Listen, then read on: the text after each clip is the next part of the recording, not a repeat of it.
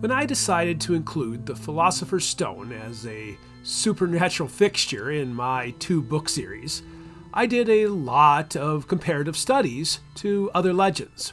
With my Dreamcatcher Chronicles, which is set in Minnesota, I focused on Dakota and Anishinaabe lore, and tales of the water drum and the white egg. But on the other side of the world, I found a ton of similarities with a mysterious material known as the Shamir. Let's start off by introducing you to the legend, and then we'll explain why I've included it in the Alchemist ring. The legend is connected to the biblical story of Solomon, and without getting preachy, let me explain the backstory. King Solomon was tasked with building the temple.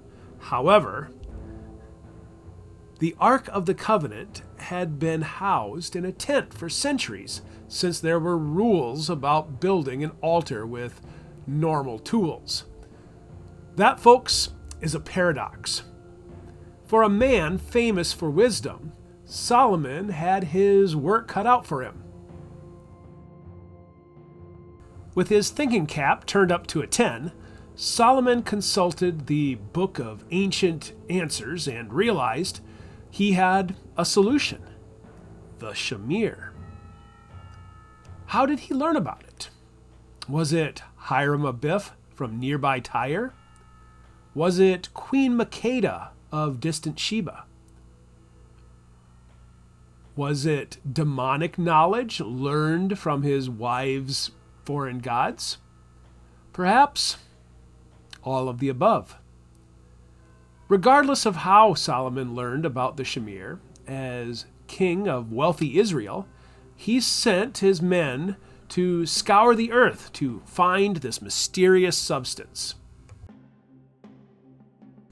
Depending on the source, the description of the Shamir varies from a worm to a blue-green substance. The lore suggests that it had existed since creation. Care had to be taken on housing it in lead containers, lest it transform other substance to blue dust. For Solomon, it allowed him to shape the temple without using tools. But it didn't come without great cost. Legends about Solomon also describe how he had a magical ring. This ring could be used to command demons, and even in New Testament texts, Solomon is described as in association with exorcism. Some tales described how Solomon used the ring to command demons to build the temple. But when you combine the story of the Shamir, I hypothesized that the ring must have been used to control the Shamir.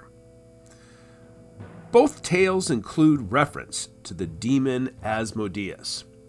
Trapped by Solomon, Asmodeus spills the beans and gives Solomon his answers. The slave demon ultimately gets his revenge. I put an excerpt of this confrontation on the back of my book. This is what Asmodeus said to Solomon: "Take the chain off me and give me your ring, and I will show you."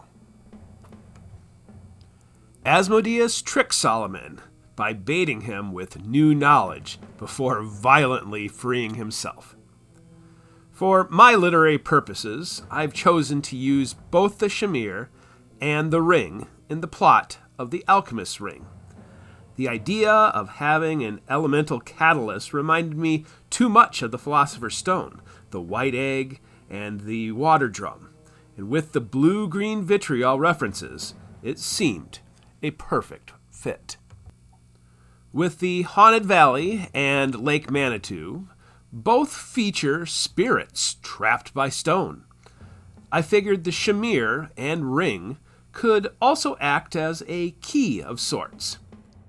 With the novel launching from the shores of Oak Island, I realized all the Solomon lore could all fit together, somehow.